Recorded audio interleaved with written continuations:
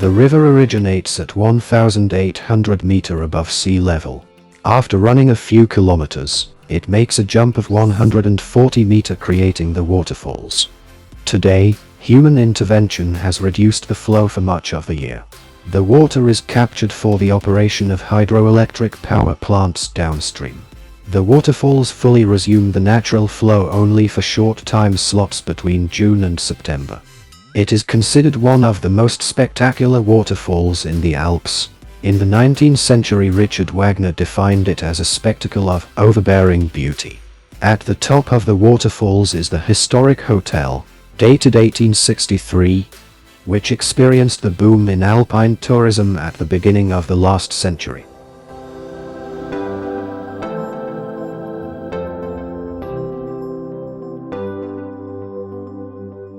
I have fished the area in summer, and during the afternoon low water phase.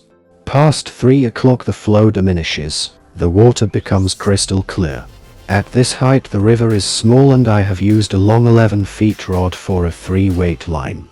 During the first part of the afternoon I have been Euro nymphing with good success. I used barbless hooks only to safeguard the precious wild trout that thrive in this cold water.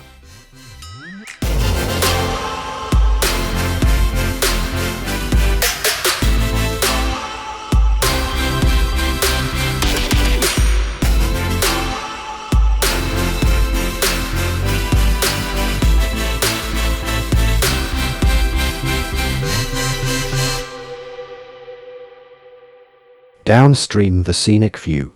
Despite the river undergoes a further water capture, it remains fishable and there are trout. The access to the river does not require long walks. The trout are typical of these heights, although they do not reach record sizes, they are trout in perfect shape. The Italian national license is required to fish this zone, no other additional permit. Source 2025.